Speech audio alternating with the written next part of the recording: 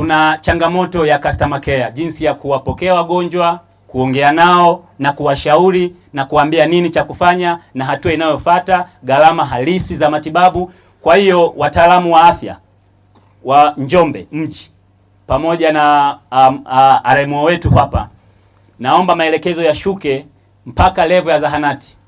Mtaalamu wa afya ni marufuku kutumia lugha za kuuzi kwa wagonjwa wetu. Wataalamu wa afya, DMO, naomba sana mshuke, ongeeni na madaktari wetu. Kama daktari ana stress akaziache nyumbani.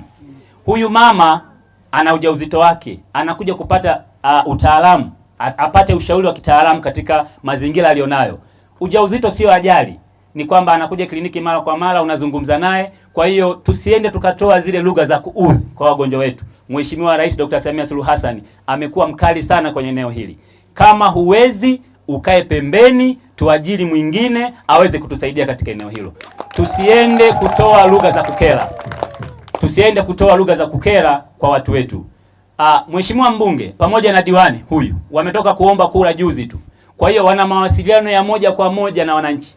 Namba zao za simu ziko kule. Wanapigiwa simu wanaambiwa. Kwa hiyo kuna namna tu tutayapokea kutoka maeneo mbalimbali. Tutapata feedback, tutapata mrejeo kutoka kwa wananchi, aidha kupitia kwa mwenyekiti, tutapata kupitia kwa mbunge, tutapata kupitia kwa diwani, kwamba kuna eneo fulani kuna mwananchi ameenda kupatiwa huduma lakini amefanyiwa unyanyasaji.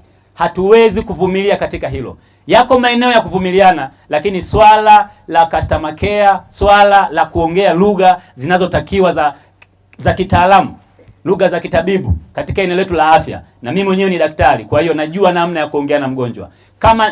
Kama eneo hilo lina upungufu kwako, mwambie kabisa kwamba sasa naomba nikutafutie utaratibu, tukutoe katika kituo cha afya, nikupe referral uende sehemu ambayo utatibiwa na mambo yatakwenda vizuri. Tusitoe lugha za kuwauzi wananchi. Wananchi hawa ndiye nguvu ya serikali na wanalipa kodi kila siku endao kwa Mungu. Iungilo safi.